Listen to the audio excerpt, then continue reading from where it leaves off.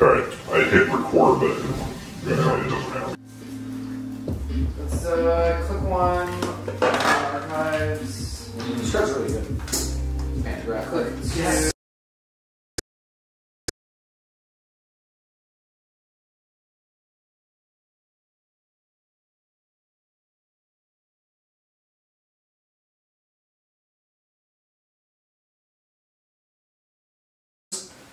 I actually love that game. It's good. It shouldn't be, but it is. Actually, this is a great intro. Let's just hop into this because A&R is a culmination of many people, places, interests, things, yet we all get together. Like I think about Worlds as an example. It's a hot mess. No one should belong in that room with anyone else, yet we do it every year, and it's reliable, and that is just fucking weird. In a true ceremony or ritual or whatever words you want to use, there are two people in front of you. There's a subject matter of Netrunner. There's all these hot sauces. 2 devices of creme, goblets, a aged for 1 year Dogfish Head Oak Aged Vanilla Worldwide Stout. Oh my god. I'm not even a big stout person, but I don't fucking care. Let's give some kisses here. God, this is like some motor oil. Oh god. It's gonna be good. I'm excited. Well, I can still taste. I'm gonna try and jerk as much as I can while I can still taste it. Yeah, that's gonna be that's gonna be tough, right? It's gonna be a little tough. The rest is gonna be yours there. This is a thick one. That is 18.6%, so it's really sharing is caring. It could be fun. I'm here together with newly designated lead designer Johnny Trev. Yeah. Good game. Great talk, coach. Alright, video's over. Anyways, so let's start how it all started before. Let's fill everyone else in because they're all way behind. What year did you arrive at SF? I don't. Okay, perfect. It's 2016. No, you started playing it. 2016. Yeah. Okay. This sheet of paper here, in 2016, I was in the swampy, dark, smelly, and restricted basement of Games of Berkeley for my annual Games of Berkeley Android Netrunner GNK, which was not at night. It wasn't a simple game, and it wasn't a kit either. And before me, someone brought a Chaos Theory deck and said, "This is my first Netrunner event." I said, "Wow, buckle that fucking seatbelt." And then we're here. That's the long short of it. Yeah, and I'll also say that I have a very vivid memory of reading the card Ghost Branch for the first time playing that match. That one comes in the core set, which is a real good card. I missed it. Yeah, I mean, see, the thing was, I just wanted to get you to learn the game because that's what you had come there to do, and then you were hooked. 100%. Before we dive into this first hot sauce adventure, give me your perception of what that event was and why you got hashtag hooked, hashtag into the mix of Netrunner. Lay it down. So, at the time I learned to play Netrunner, I was designing a game called Duelist, and I was just in the phase, it was early on, it was early days, and I was in the phase of just reading a ton about other card games. Because up to that point I mostly just played Magic. The FFG live stream for Worlds that year was on. It just happened to be on, and a friend happened to link me to it. And I did not know what the hell anyone was talking about watching that. And that was Team Covenant doing the broadcast and commentary. And they're talking about clicks and credits and Adonis. I don't know. It was everything about it fundamentally didn't make sense. Sure. But I knew it was cool, if that makes sense. Yeah. I knew, it had a language and it had words in it that no game had. Right. So I was like, this is so cool, I have to learn more about it, basically. So I actually learned how to play on Jinteki.net. I want to say in a very contrasting piece, I learned to play an Octagon. Okay. A little bit different. Yeah. But both. So what incredible happened was, yeah. I typed in the techie.net chat, "Hey, I don't know how to play this game. Will anyone teach me?" And I said, "I've seen the tutorial video on YouTube, but that's it. That's all I've done." Some dude from Sweden said, "What's your Skype?" He got on Skype with me. I don't know who's God bless. Yeah, but I mean, it just that kind of shit just happens in this group. Oh yeah, for sure. That's the psychotic that's like the most thing about Netrunner thing ever. Looking like, back on Stranger it, Danger, fuck that noise. We're gonna here to play some weird ass card interactions. Yeah. So he sent me a deck list. He said, "Copy and paste this into the thing or whatever." And like I went and we played a game over Skype. Like he taught me how to play through Skype, which is I don't know who this person was. I wish I remembered. Yeah, I feel like course. he's like changed my whole life, right? Like somebody to like he took like 2 hours out of his day to like teach me how to play Netrunner, basically. Yeah, the thing that is just so great about it is, like, I think about a lot of the people in our group, just like over the years, and everyone has had some pivotal, like, how I learned the game was nuts and it shouldn't have happened. Yeah. I had a fraternity brother that we had similar schedules, and I trusted this dude with my life and still do. And he was like, you just need to play this game with me. Very somberly came to you, like, yeah. Listen. No, seriously. I need someone to play this fucking game with me because I'm going psychotic not playing it. Yeah. And I'm like, okay. But then it was just the greatest thing ever. I think about Noah. Noah showed up to Gamescape. Yeah. Tim Wong. Mm-hmm. He just went up to Tim Wong and was like, "Could you teach me?" And Tim Wong was like, "Yeah, that's Tim Wong." He's like, "I guess." Yeah. And then it just obliterated him for and 2 to be hours. Clear, that's not to dunk on Tim Wong. No. I love Tim Wong. Tim Wong is He's amazing. He actually, I bet, was excited. Yeah. Back in those times, he was like, I still remember the first time I saw him play Gagarin, and I was just like, what type of psycho would play this deck? Yeah. Because it just is fuck you right off to the front, but he could sell the experience. Yeah. Really melding. This was back really good. before people were scarred. Like, Yeah, you could install a yeah. remote and nobody freaked There out. wasn't the whole Mumbat button, you know what I mean? Exactly. And so, like, that was the whole thing. Yeah.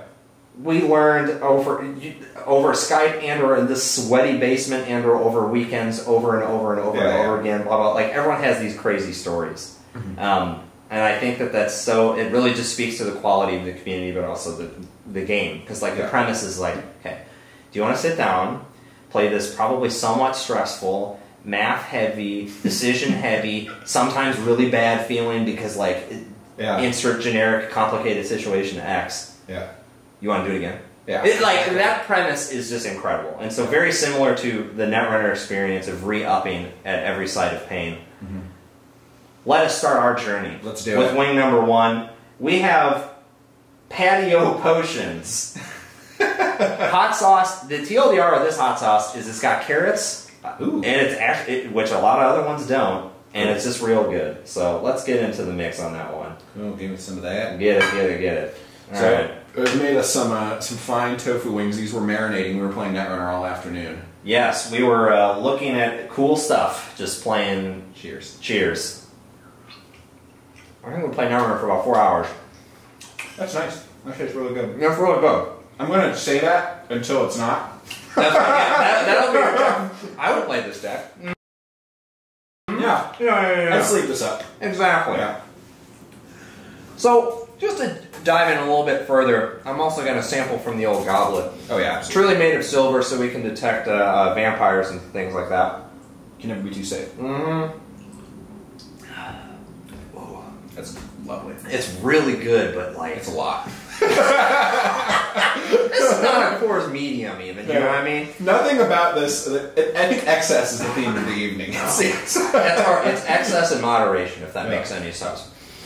So, I want you to quickly touch on 2 background things, because I've heard you talk about them 10 quadrillion times, and I think they're very interesting and shaping to your experience in Netrunner, and or just, that whole life thing. Number 1, I have almost always seen you use one map at tournaments. And I'm going to generally describe it inaccurately because this is the image I can paint in my head. Yeah. Number 1, edges frilled. Number 2, there is a single pin through, Yeah. I think, the top left corner. Uh-huh. Number 3, the primary color on it is billiards green. Number 4, there's a little bit of red and gold on there. Number 5. That source was from Magic, as I recall, and it was one of the first mat you either won or made or bought. So you started in Magic. Yeah, in 2004. Yes. Walk me through Magic a little bit up To Netrunner. to Netrunner. Sure. So that mat's actually really special to me. One, it's my first mat. I think that's just Huge. the coolest thing, to have a mat from when I was 12 or whatever. Beal was my first. And Oh, it is really? my that It's is your like sacred mat. sacred. Of Yeah, course. yeah. Yeah. Mm-hmm. And the thing I love about it so much is it says the date on it. And it, Oh, Uh, a it's- detail I've missed. yeah, it says like March 26th to 29th, 2006 or whatever. Yeah. I was 12. My friend's dad. You don't get wings. The Sorry. dog's waiting. The Yeah. dog's waiting. My friend's dad thought it was cool. We all played. It was in Delavan, Wisconsin, which is a population of nothing, right? Midwest. Like it had a card Oh, store yeah. though. Sure. And Friday Night Magic would fire with 6 kids sometimes. Damn, that's ruthless. I love Occasionally. it. Yeah. So rural Wisconsin. Mm-hmm. And my friend's dad was like, "Oh yeah, there's this tournament in Madison. I was looking around to see if there's any events I could take you kids to. Because back in the day, going to a pre-release, it wasn't like you hit up your local store. You had to drive to a pre-release, and there was only a couple per state. It was like a big event. It was kind of like a GP in a lot of ways. Yeah. But he said there's this thing. It's called a Grand Prix, and I kind of vaguely knew about it. And I had just gotten into playing Standard, which is sort of Magic's premier format, rotating format. And we all got decks, and we went. And it was a team tournament. Mm-hmm. It was like KOS style, where it's like, so good. yeah. So we went and played this KOS style Magic tournament as a bunch of 13-year-olds, essentially. Right. And everybody who entered got the mat for entering. And it was. And so today, a Magic Grand Prix costs around $80 to $100 to play in. Yep. That tournament was $30 per each of us.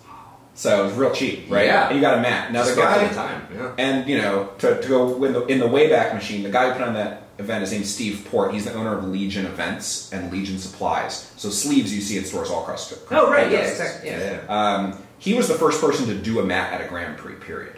The idea of getting a mat for a tournament, that was the second tournament that ever occurred. So before that day, you didn't get mats for going to Grand Prix or any big tournament. Yeah. Mats weren't even like a thing. Nobody played with them. See, that's so wild. See, like, this is how fucking far removed I am from the concept of card games. Because, Yeah, yeah. like, when I showed up, I went to my first regional in Albany real quick. It was about, like, I started playing, and 3 weeks later, they were like, ding dong, go to the room. I'm like, okay, I figured out Gabriel Santa Claus is fine. And so I just assumed that mats were, wow, that's really interesting. Yeah, so that was, and that's part of why it's special. I also really like Steve Port because even when it wasn't super profitable for him, he kept game stores open in Madison, which is really cool. Yeah. And yeah, just like an awesome, really built the community up for Magic. So I had that mat and I just kept playing with it because I didn't go to another Grand Prix for, I don't know, years and years. Yeah. And then, by then they were standard, but that was the mat I got and then it was the only mat I had. Right. Because it wasn't like you just got mats. Yeah, like that was a sacred Yeah, resource. that was my mat. You know? Yeah. So I had it forever. And then when I got into Netrunner, at first it was like, you know, up until that point playing Magic, I had played on and off for over a decade. And I was in an off period, I was just really focused on my career and other things. And I was getting into board games actually, just learning more about board games in general. And I was like, it's kind of cheesy to use the Magic mat at a Netrunner tournament, but I play card games, and this is the mat I use to play card games, and it's the mat I've always used, so I'm going to keep using it. Yeah. And then, yeah, it became a thing. And any of the stream matches you've seen me on have that mat. Exactly. That's my mat. That's the mat. Yeah, I love that so much. I think about, you know, with my fraternity brother Peter, who got me into Netrunner. Mm-hmm. It was Peter, myself, and Derek. I don't know my fraternity brothers. And Peter and I got mats. Mm-hmm. Derek did not. Fuck Derek. It's a joke. It's a joke. It's a joke. Okay. Everyone knows that's the JPEG. But I remember, so we played all day, and I mean all day. Mm-hmm. That was 10 to, we got home I think at 8:30. Which, thinking about it now, It's pretty early for a regional, actually. So like we were cruising, and we got back, and Peter and I had gone in the front door, turned left to the side room. We were just talking about our brothers and stuff, and then we both had this like, you want to play some. You want to play some? No. It just like unfolded the double map. Yeah, this was great. That's awesome. Yeah. So 100%. Yeah. Number 2. Yeah. It'll be interesting to see if there's any crossover here, because I don't know, but to me, hearing you speak about it, it seems like a very significant time. Mm-hmm. StarCraft 1. Oh yeah, it's great. You traveled a little bit Yeah. to play this little computer game. Yeah, I played a fair bit of StarCraft. What? Give me a little tidbit there. Then we'll hop into number 2.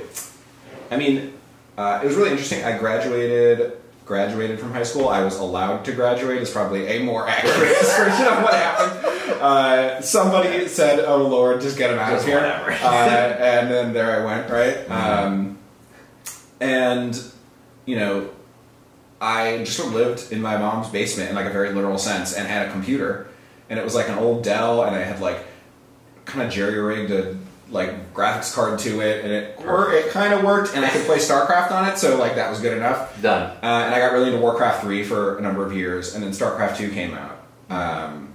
And all the skills I had kind of built up in Warcraft 3, they have a lot of similarities.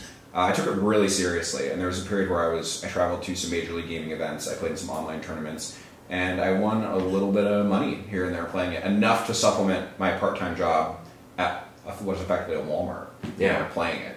Mm-hmm. And you know, I got to visit like lots of cool places, and it was just like a cool like thing that I did for a really brief period, probably about 2 years. Damn. Yeah. That seems so. Like I did a lot of playing Gears of War in like a love it, more competitive sense, and like we really enjoyed it. It felt mechanically so fast, and it was unforgiving. Oh yeah, that was one of the first games where I was like, "Fuck this! You cannot mess around." Halo 3, LOL, everyone's having a fun time. You're just like getting a Warhog, and then you drive off a cliff anyways, and like it's just it's a much more Mario Party shitposty game. But you look at something like Gears of War, and like you're like, ugh. And so like I think about that. Yeah. And like, do you feel like getting obviously with Magic it's competitive and these events it's not like let's just show off the little thing, if between Magic and StarCraft, do you feel like either one of those positioned you more competitively in terms of mindset, mechanics, practice, blah blah blah, that would enable and later transition to your Netrunner stuff, or do you feel like Netrunner is truly different? Both of them really taught the same lesson, which is you don't succeed by yourself. Yeah.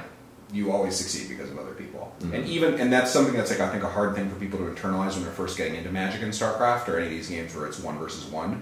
It's like, well, it's a 1v1 game, you dingus. Like, like, I don't need anybody else. I'm playing 1v1, Yeah. But the reality is that part of why these games are so compelling is they're so uniquely complex and so uniquely involved. Like, it requires a lot of you to even play them on some level well. And to assume that you can both play well on your own and then also build the best decks on your own and travel to events on your own and buy your own hotel rooms and like everything about it, doing it alone makes it feel like overwhelming. It's like an insurmountable task to actually perform at these things. And that's actually kind of the beauty of card games in general and StarCraft and a lot of competitive games, is that even in their sort of like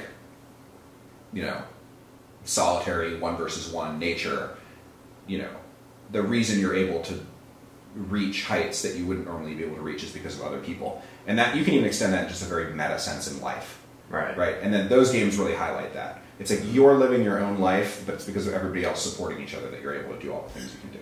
And Magic and StarCraft really highlight that, I think. Yeah. And I think about like the concept of like First Glass House 2016. Mm-hmm. And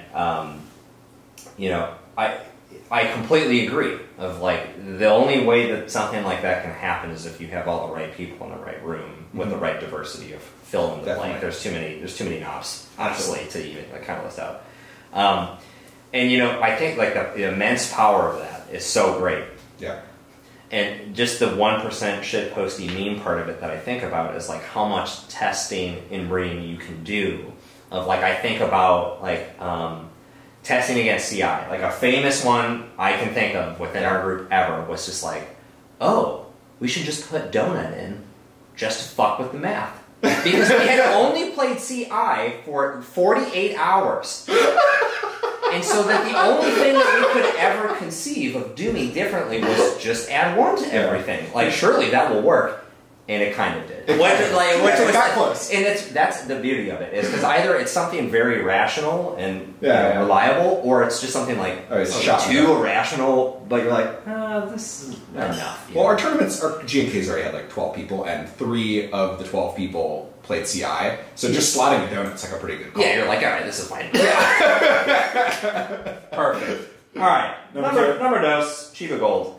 Chiba Gold. This has got some Yukon potato, Barbados style hot sauce. I don't know. That's descriptive and not descriptive at the same time. Wonderful. As the TLDR. Number dos.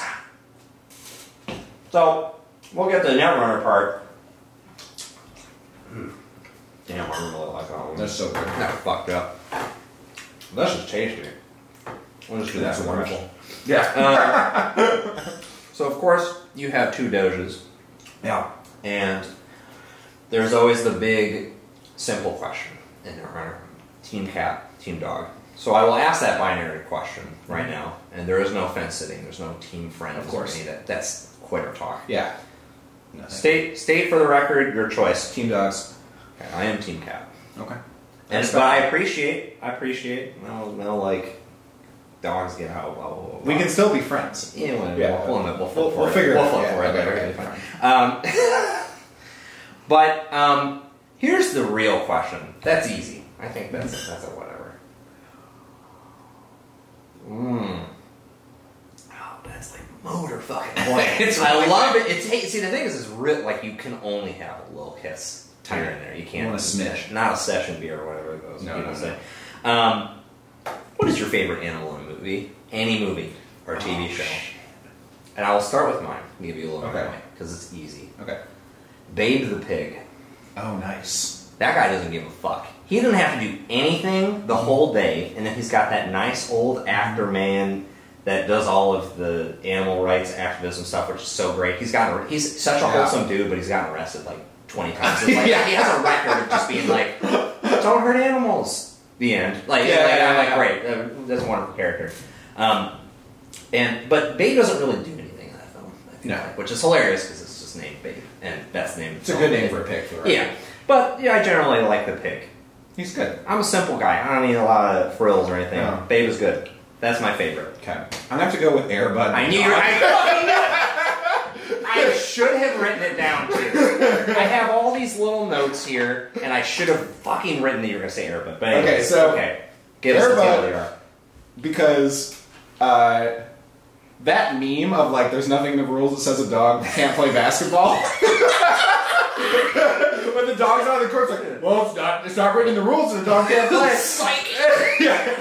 The reason I love that is on some level, that's what it means. And like, I'll tie this into game design a little, and I have thought about this before, is that's kind of what being a player is on some level of these kinds of card games, is like, you're kind of like writing it as you go when you play these games, you know? It's like anytime we play a game of Netrunner, I'm like, what am I getting myself in for? That's the feeling. It's like, it feels like dog playing basketball, right? Yeah. It has this sort of like insanity to it, which I really love. It's great. To quickly epitomize that experience of NotTheRules.com, Zach Havis, I think this was at 2017 Rules, with Praygate, of trying to just, his objective, I think it was 2017, if anything it was 2017. Yeah, I think it was 2017, yeah. Of just trying to get Damon to have to walk over to the table to give a ruling because it didn't make any fucking sense, but it was according to the rules. And Damon, that's the only time I feel like I've only ever seen him get close to breaking, of just like, you can't keep doing this shit. Like, we got 8 rounds of this shit today. Damon had the dad talk with Zach, like, it's like, look at your life, look at your choices. You're going down a dark path, Zach. This is going to cause problems for you in the future. You got to think about it, you know? You're right now. You're not right long term. Yeah, exactly. That was such like a dad expression on David's face in a way. I'm just being like, son, listen. I get you can't be doing this shit. Yeah, exactly. God, that's so fucking good. I love that guy so wonderful. much. All right, let's get to number 3. That one was too tasty and easy. Yeah. So this is also Humble House makes really good shit. They're wonderful. Oh my god, they make wonderful. Let's go for number 3. Woohoo. So, in my previous Hot Ones discussion was Dean, the Mean Machine, my Junebug brother. Oh. I said, fuck, marry, kill Damon Lucas Boggles, but we're going to change it up a little bit. Okay. You can provide answers for that if you wish, but Damon Lucas Boggles, your lead designer now. Mm-hmm. Which one would you have design court cards? Which one you have design runner cards? And which one would you have be in charge of the NWL? And none of them can talk to each other? None of them can share responsibilities whatsoever. They actually don't know. David Lucas Boggs. Yeah. God, that's hard. Court card design, runner card design, MWL design. In whatever sense. Don't worry about the actual, like... in 1.1, we used stars and negative theoretical points that were very assistive in deck building. Alright. God, that's tough. I'm gonna say... I think I would put Boggs on Corp. Okay. Which is a risk. Because I gotta put David Lucas somewhere. I'm going to quickly comment on that part. See, for me, I agree that putting Boggles on Corp is a risk, but for me, Damon's just a flight risk, period. No, which I I know. love. But I threw him in the Corp slot for mine. Oh, wow. Okay. Because I want Corp to be real fucking spite. Like, if I could have one of those 3 Doofus' design traps, it's going to be Damon. More than that. So that's my recommendation. That's a fair point. Understood. Okay, so Boggles is on Corp. You got Damon and Lucas on Runner and MWL Police. On some level, I think every Netrunner designer that worked on like when the game was Android Netrunners with FFG, I think every one of them had things I really admired about the way that they approached the game, and every one of them had things that I just really couldn't stand on some level. That's a good game. Yeah, That's a good game. Yeah. I think no matter what, that's going to be the case. And at the time, I was really thinking of the game more as a player than as a designer, obviously. Yeah.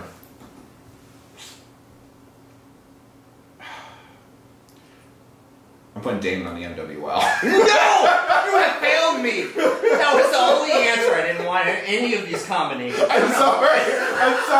It's what I'm going to do. That's not... I love Damon. I know. I got to hang out with Damon several times. I love to know that I'm a big Damon fan. I actually thought, and I mean this wholeheartedly, Flashpoint is one of the most exciting Netrunner sets that ever came out. It's it really felt escalated in some crazy way where not just that the cards were stronger, but that the theme of the set being there's this blackout and the corpse are out for blood. You felt that. Yeah, see, escalated is such a beautiful word to describe that situation. I remember the fucking button. As soon as I saw that, just in a vacuum, I'm like, Yeah. And then I saw it in the game store. Yeah. And I was like, oh no. Yeah. Things have been escalated. Yeah, definitely. That was a page turner. Escalated. Perhaps we will escalate our situation ourselves. Let's do it. Alright. Number 4, still another one from Humble House, so I think it will be at a minimum very tasty, perhaps. There's a little more to it. Yeah, the tamarinds and all these fun sources of things. So I can personally go back, and I like to think of Netrunner in ages. Mm-hmm. Now, I will fully admit, God damn, We just had this tasty fighters. This has been great so Yeah. far, and I know this is already another great taster. And it will continue, but I recently started playing. I fell into the trap of Civilization 5. No, it's You ever great. get that one? Yeah. That one's fucking great. My favorite part about reading reviews about Civilization 5 was just, LOL, Civilization 6 is just worse. And they were recent, within the last month, and so I was like, okay, I'll just get 5. Wow, mistake, but I love that game. I think it's phenomenal. There's like very few games I really, really love. That's one of them. That's awesome. But speaking of Civ 5 and Ages, but also Ages of Netrunner, so this is kind of my real rough draft. 2013-14 was very kill deck heavy, I think, and our RP. I was like, that's probably just slowing it down a little bit too much. 14 to 15 felt like a really open year. Like it felt like a lot of people were doing a bunch of different things. 16, I think, was very asset spam heavy, and/or a couple of like Polana HB-ish type of reg-ass ones. 17 was all over the place. That was crazy. This is a crazy year. 18 was not all over the place, and it was CI and Val. Yeah. It was DLDR. 19 was Nisei, and so I think we were getting comfortable, moving and shaking, really stretching the limbs, as it were. In 2020, who fucking knows? Well, you might know a little bit. My personal favorite year is 2016. I thought that year was the most creative, the most wide, the very high competition events were very boom, boom, boom. We had just kind of had like a resurgence after Button Gate. This is just what I'm going to distill that down to. What would you say is your favorite age of Netrunner, and/or maybe time you can get, define it as you would? I think I'll have two answers because I'll cheat. My favorite time to be playing Netrunner was my first Worlds. But that's because of just the nostalgia of all of us, getting a house up in Minnesota, testing, and then coming up with a really cool runner deck. I really love the feeling of coming up with a deck as a team. It's my favorite thing in all of Netrunner. This idea of everyone sort of putting their heads together and just producing, producing a really good deck, and then also doing well with it, and then also other metas being like, that was really cool, we missed that.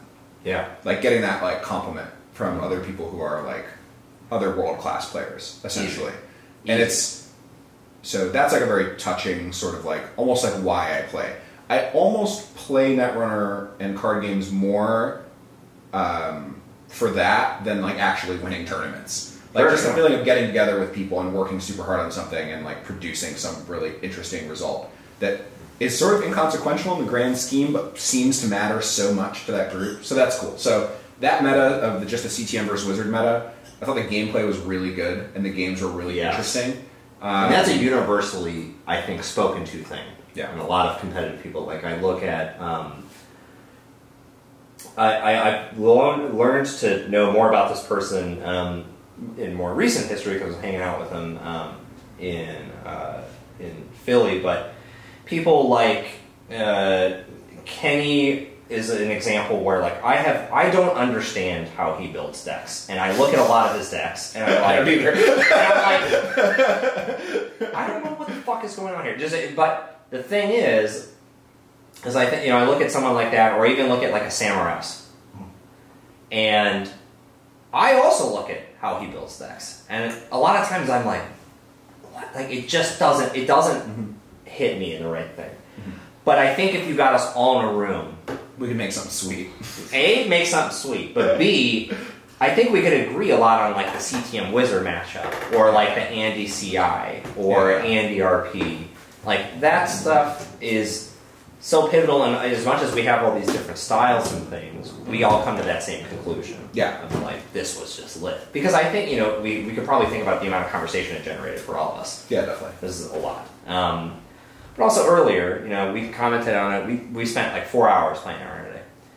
There were multiple games that happened with multiple people where we said, okay, the game is over. What if you did this last turn? And just run it right back, right then and there, in that very specific thing. And I think I know that's something very consistent in our history. Yeah. I think a lot of people will play test in a certain way of okay, I've reached board state X. I have an 80% likely to win here. Let's get to the next game and see if we can optimize, blah, blah, blah, blah, blah. What I've noticed with our group is we do that sometimes, but I think a lot of the time we'll just play it out. Just to get more reps, just to get the detail in. But also, I think we just like talking about it, so it doesn't seem like a chore at all. Definitely, and we'll definitely be like, oh, that turn was a mistake. Let's walk it back to that turn and see if I didn't make that mistake, how the game plays out. Exactly. And that's always been really fun. And I'll also just agree that the 2016 era of Netrunner is incredible. Incredible. Yeah. The best. That was the best year of my life. 100%. I can say that with absolute confidence. That was just an insane year. But, good. Let's get to the next. Heartbeat. Heartbeat. Hot sauce. This is not the standard Heartbeat. I think this is a collab with a couple of different people. Heatness is a great website. It's where I buy they're lovely. all of my hot sauces. We are getting $0 from these people, but Heatness, if you like us, we have goblets. So, I should actually have the wing. But it's all going to happen in time. Yeah. But, number 6 at the. We're going to do a little deep dive. Some of your deck lists of choice that you have posted about over the years. Yeah. We're going to start with one. And I love this one. Because you posted this deck right after Versus Games. The big money tournament. Oh, that was awesome. It was kind of weird, but it was awesome. Yes. I agree. A little weird. You and I played. You got first. But I had a shot to just kind of disrupt your day a little bit. And I was able to do that against this exact deck. But this deck is a real inspiration. I love it. I recommend everyone read it because I think it's a great deck list right up, but I think it's a really good insight into how you think about deck construction, game construction, blah, blah, blah, blah, blah. BDA. Brain Damage Association. Yeah. Lay out the red carpet for me. What was going on with that hot mess, beautiful deck that just tripped so many people up? Except for us tricksters, we understand how it works. Yeah. It's a good coin flip for someone like us, but otherwise, absolutely detrimental. Yeah. So I wanted to make a kill deck, like a shell game kill deck. One, because I really, despite trying to play the best deck, I tend to prefer to play the best deck on my terms. That's something that, like, and you're the same way. Yeah. It's like, you're going to play the best deck that is a balance of what can actually win and best for you. Right. That has sort of consistently been how you've played. And I tend to operate on the same axis. And Brain Damage Association was an attempt to make a PE shell game deck that was sort of tuned and refined to the same way that like a tier 1 competitive deck would get tuned and refined. Because like the Vals and the Prepaid Kates and the NEH Fastros of the world are played by just so many good players. They're refined, they're talked about, they're discussed. You get like this loop of just constant refinement, and these decks get really strong. PE Shell Game is sort of the deck. It's sort of like the ugly stepchild of competitive Netrunner. Like, nobody really wants to play it. Like, there are people who hate Mushin. You know what I mean? Like, it's one of those things where it's like, no competitive... Like, there are some competitive players who are just legitimate spikes. They will try their best to win. They would never play PE. Totally, 100%, yeah. So, I just felt like it was under-repped. You know what I mean? Like, it was like, let's see what we can do with this thing here. And it was at the time where... Mumbad was starting to spin up with its... Escalate. Yeah, Escalate.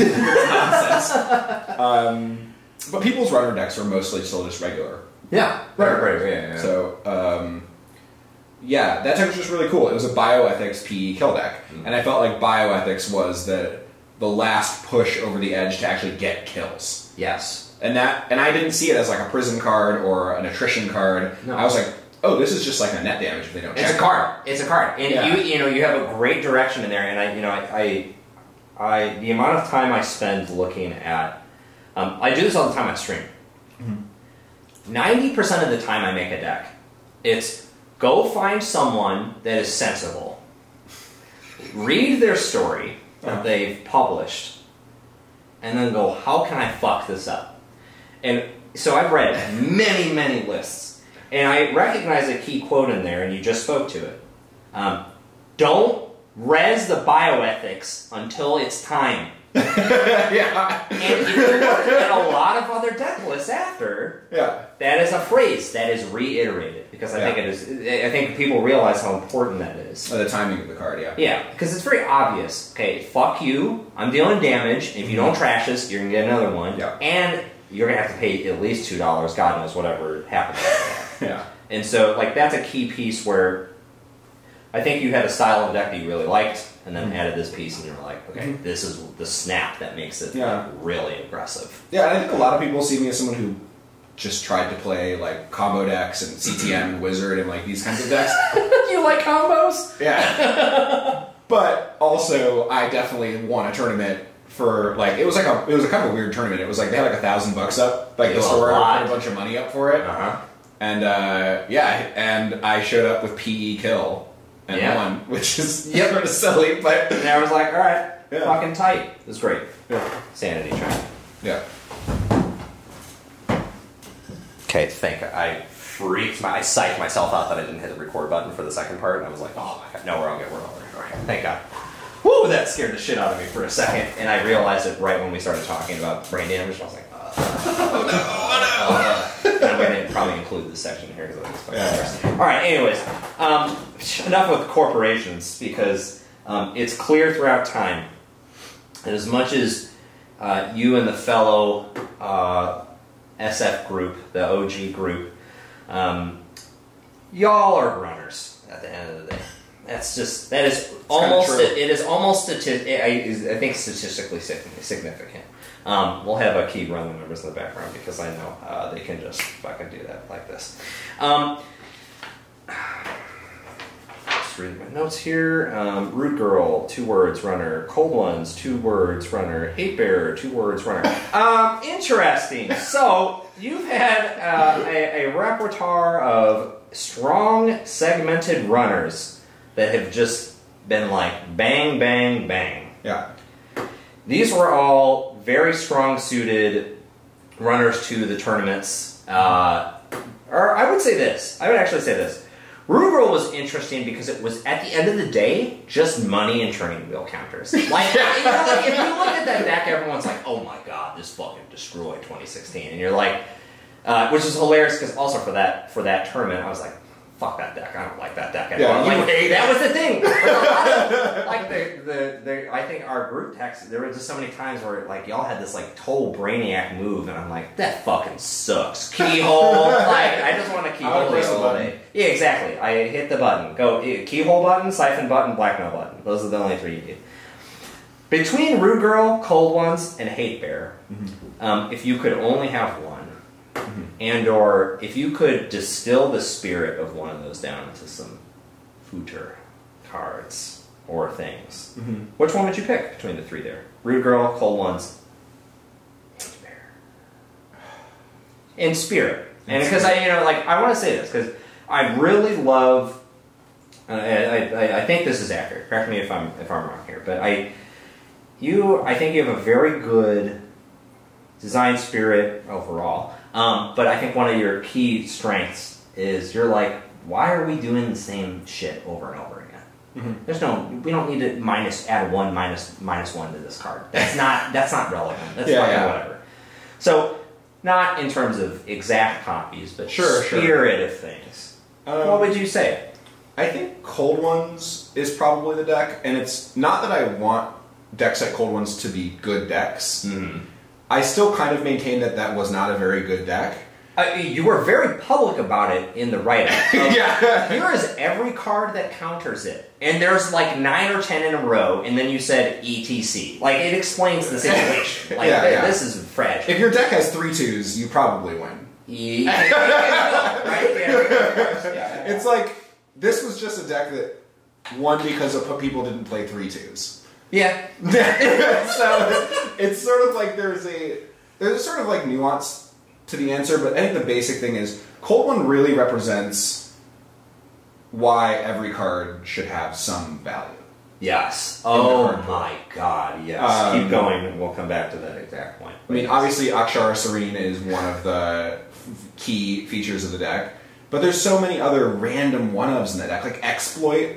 Like, if you look at all the cards in the deck, that is probably the only deck to ever win a major tournament that has multiple of those cards in it. Like, that's probably like the only deck to ever win a major tournament with Exploit, the only one to win with Akshara Serene. Like, the list is probably like Bookmark, right? The list kind of goes on. There's a lot of cards in that deck that never saw significant tournament play, but they all came together in that deck. And I think that's such a cool thing about doing good game design is when you can have all of these small, unused things, their purpose can sort of like come through in some way. Yeah. And really, it's probably not ideal that combo decks win a lot of tournaments. I think everyone would agree with that. Yeah. But it is really cool when you can have that moment of like, it's not just that we figured out one card that was good. We figured out that all of these bad cards were good.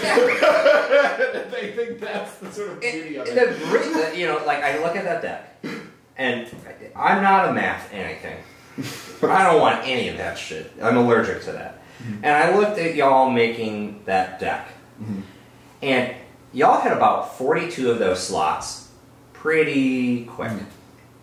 The last 3 took y'all 3 fucking weeks. And it was just like to this point of like classic Phil D. Yeah. What if? Like fucking, it just would unfold every time because you would go into this 1-sentence prompt that would unfold into this 3-hour discussion. Yes. Over 3 slots. No, but at Wes's house. Exactly. Like, we Right, meet at Wes's yeah. house. Yes. And then we play some games, and then we just sit there and talk for 3 hours about one deck slot. Yep. Yeah. That's good. That's that's everything I want. The other, just quick historical reference that I think really speaks to that mission in a very plain way, but it was so memorable. I think this was, if I remember correctly, this was my first Worlds of 2014. It was the first, I think the start of round 2. 30 seconds into the round. People go, oh, and then went, oh, and all these people started like standing up and like look, and I'm like, what the fuck is going on? I think it was Min playing PE. Oh, that might be. I think it was though. Yeah, thank you. I got your reflection perfect. Min was playing PE, and turn 1, click 1 and 2, sweep against Andy in 2014 for 4 influence out of PE. And everyone in the room just knew that tournament was fucking over. Over. Because everyone was playing Andy. Yeah, and you're like, okay. See, like that, 2 slots, 2 influence, something you aren't going to do, because it's like econ, you can do econ in many different ways, blah, blah, blah, blah, blah. Yeah. Smartest thing ever. I love it. Custom slots. Yeah. Let's get into next. Cool, let's do it. 30 dicks. It's a good one. I'm a big fan of this I don't one. think I've ever had this one. Either I had it and I forgot about it. This one got some kick. Good. We're getting now into the territory where it's going to get bad. Yeah, we're in 6th town. Maybe a little bit. Yeah, you're sad with it. Yeah, it's fine. Everyone likes to see me sweat and panic anyway. So, in a very childish attempt to mimic game design, card design, yada yada, Brian and I went down an adventure on the stream. Oh, yeah. That was phenomenal and one of my favorite things, but also one of the things that was just, it was shitposty in nature, which is the spirit of us. It was just hard. The Roseville cycle. We designed 80 cards over 4 weeks, balanced by Twitch, hashtag yeah. It was not balanced, but it was beautiful. And the thing I remember when we were looking at that was we're like, okay, we want to make cards, we want to shove it against the hypercube so that we can get away with whatever. Because the grand sense of the hypercube is just fucking whack. Yeah, beautiful. It's amazing. Hypercube, I will say, Draft Hypercube is my favorite card game, anything. In the world, period. Like, I think it is the pinnacle of disgusting. In every capacity ever. But I remember, so we wanted to make a cycle, make it work with Hypercube, and make it really memorable and tied to Roseville itself, of the world's experience and blah, blah, blah. Just take a sip of milk. Oh, yeah. Okay. This one is warm. Yeah. I'm just saving it for it. But there's this beautiful There's more- little glasses. there's more. There's more. I can't really riff on these glasses a little bit. But I think it was really important to, like, we took some time at the start, both on stream and off, of like, what do we really want to accomplish with this? Because like the premise was super wild, and we want to get like all these fireworks and blah blah blah blah blah. But you got to like frame it in some way and get down to what you want. Your like 3 principles, tenets, blah, like objectives, what you want to do. So obviously you're probably in the midst of designing, creating, iterating, thinking blah blah blah blah blah. I want you to. We'll have a discussion about the current state of Netrunner, I think. And as we're talking about that, I want you to think about kind of like 3 tenets that you would go to, and you may already have these or not, about like your design and what you want to do with future Netrunner, blah. So let's start with the current state of Netrunner. Right now, you got to go to GNK. No, let's step up the gas. Regional. Going to a regional? Yeah. What are the types of things that you're thinking about? Like, what is your perception of like a regional that's going to occur in the current card pool? Like, what is your assessment of that to start? The thing that's really cool about Netrunner right now is that I've been to a couple Netrunner tournaments since I've been back, and I have not played against a repeat ID. Yeah. you look at any tournament summary, always been running, that color pie is wild. I think Everyone's across the playing board. everything. Yeah. So it's not a perfect meta. Probably people have complaints. Everyone has complaints about everything.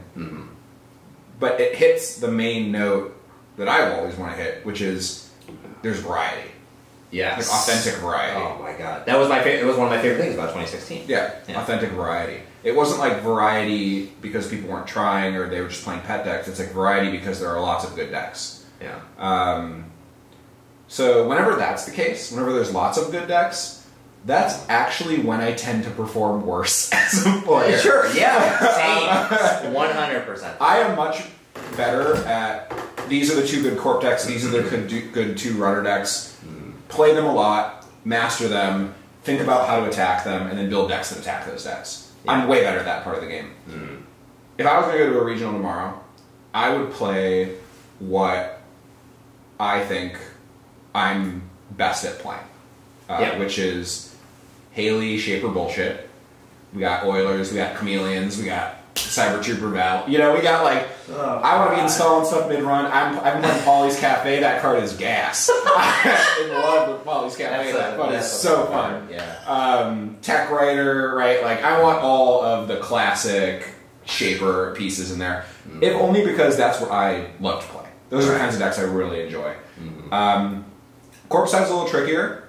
I would probably play like a Polana style Nisei Mark II deck in some way. Just because I'm comfortable with that kind of deck, and Nisei Mark II is one of my favorite Netrunner cards of all time.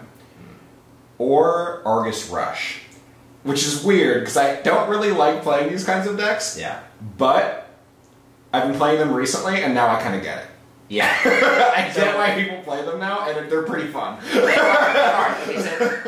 Here's the distilled premise of all that. Well, I'll explain that Argus thing, because I've been known to play an Argus or 2 in my career. Hashtag patch. Hashtag patch did nothing wrong. Hashtag lag time changes the math. So, the thing that I remember, because I was talking with someone, what's the store? Santa Clara, Game Castle, Santa Clara.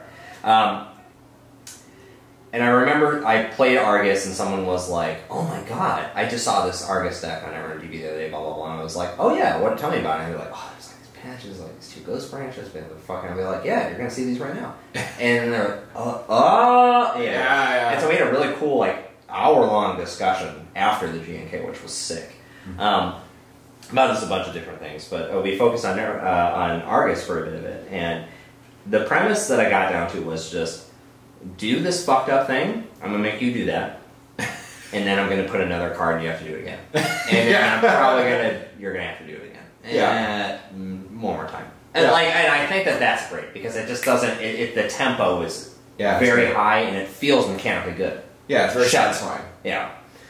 And so, I think about that, and also just like looking back at a lot of the early worlds in HB, a lot of the times ETF did super. I mean, the ID speaks for itself. But there were really interesting cases where people get flooded, which normally people are like, "Oh my god, noise flood! Ooh, oh, let me get my combo." Blah, blah, blah, blah, blah, you know. But in those cases, you wanted to get flooded because you were just like, "I'm getting credit paid for it, and I'm gonna jam. And if you can't keep up, then the game's over. You know, I don't even care what your deck does." Yeah. And so I can see that. Right now, we'll get a little preview later. If I was going to a regional tomorrow, I would have 100% play as Murray. In Runner, I am a hot mess disaster on it. I don't know. I have a combo Shaper, I have Sunny, I have Val, I have 419. None of them, all of them can function and do things. Yeah. But none are like, hot damn, that's real good. All right, you ready? Yeah, let's do it. Let's keep going. Habanero maple. I'm not gonna go for that word. I don't even know what that is. Oh, this one's gonna be a little bit. Oh yeah, that's already. That's a good dab. That's a good little dabberino. So. Oh well. So let's hop back to I guess the second part of that question. So we kind of reviewed current state of things, what you like, blah blah. So you could kind of distill it down into let's shoot for two. Let's say one for Corp and one for Runner, maybe. Mm-hmm. Tenets or goal of design. Mm-hmm. Speaking to the spirit of the cards that you're designing. Yeah. Start with Corp. What's your one rule, spirit, guideline thing that you're really reliably shooting for? Don't worry. So the Corp side, I think it's really that's a creeper. Oh yeah, God, it's getting way hot later. Okay. So it's not. I think it's a really important thing about the game holistically. Mm-hmm. So on a holistic level, what I would like to see is on the Corp side of the game for Corps to feel like they have strong win conditions that their decks can be built around. Got it. Oh. And I want runners to feel like they have the tools to consistently interact and disrupt those win conditions throughout the game. Mm-hmm. Oh God! No, hey, this is some hot fucking stuff. And I think what that means is, I'll need more milk in a second. I think I have a little left. I can't drink too much milk because then I'll throw up. Yeah. I have to pace myself on the milk. It's real cool. Yeah. So from a holistic perspective, what that means is the runner should have the tools to be routinely interacting with the Corp throughout a match. Mm-hmm. I like that sort of holistic direction I'd like to see Never going. Mm-hmm. And I think a lot of that is that ice is really good right now. It's real good. It's really expensive to break. So by the time the runner gets to the bottom of a remote or through R&D, it has to really matter that they did it. Right. It has to that has to really be worth something. Mm-hmm. I don't think that's inherently bad. I think there should be some decks that do that. But I also think it kind of discourages the runner from running. Yes. Yes. So one thing that was really cool about the 2016 meta is that the runners ran a lot. Yeah. Like every turn. Of the whole game, from turn 1 to the end of the game, they ran a lot.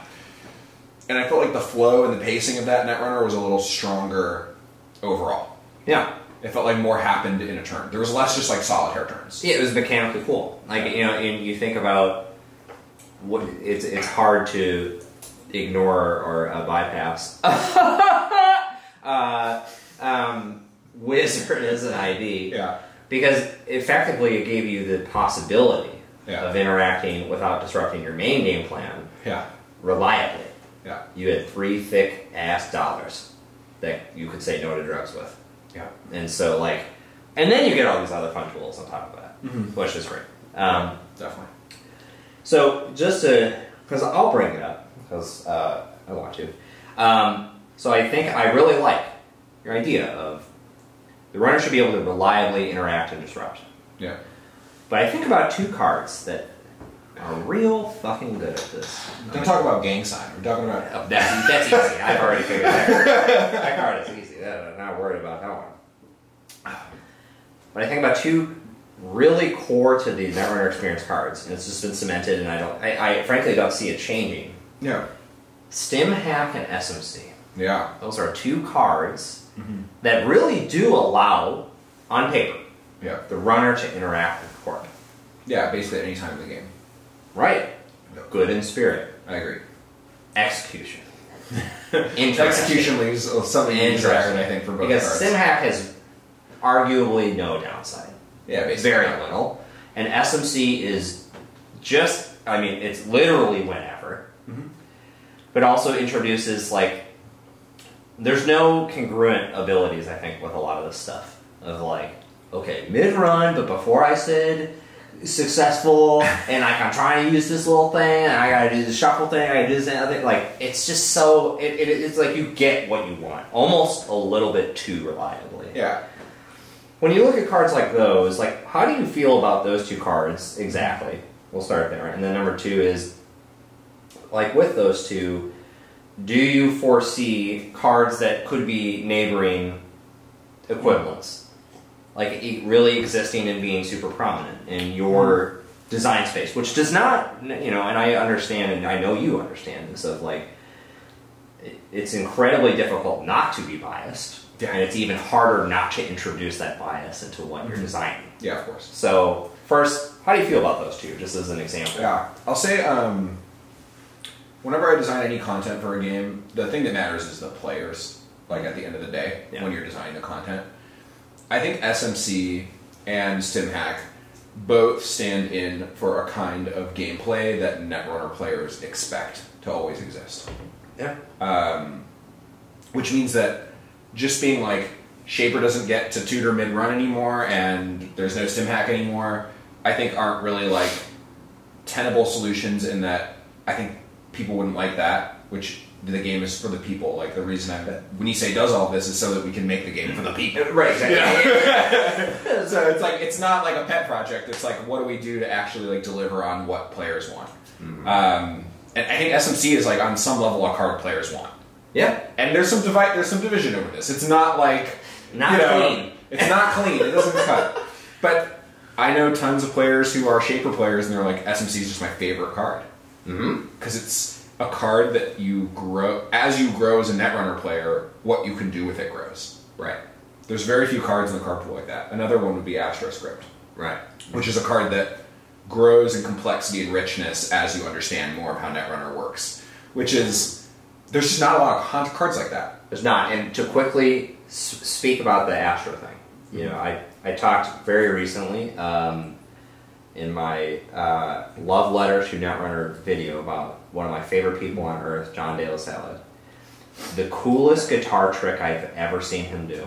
Ever. I mean, fucking ever. And he's done so many. Playing in the H. Face down, runner's running at him. He goes, intend to access? And they say yes. He goes, popping an Astro token. Yes. Flip over. Shattered remains. Yeah. It's legendary. Destroy blast. Destroy. Just like you stop playing Astro. You're done. You're done. You're done. It's over. Whatever. Who fucking cares anymore? But that's like the beauty of that card, and it's the beauty of SMC as well. Right. Is they both have this nuance to them that makes them, like, when you put SMC in a runner deck, it fundamentally changes how you make that deck. It morphs the entire deck build around the SMC. So, do I think we can deliver on SMC in a different way? 100%. There's the infinite design space around tutoring cards during runs, tutoring cards before runs. There's cards that compile. There's programs you could install. There's like, you could make SMC into like a hardware that has a similar restriction like Simulchip. Like, there are lots of ways to do SMC-like effects.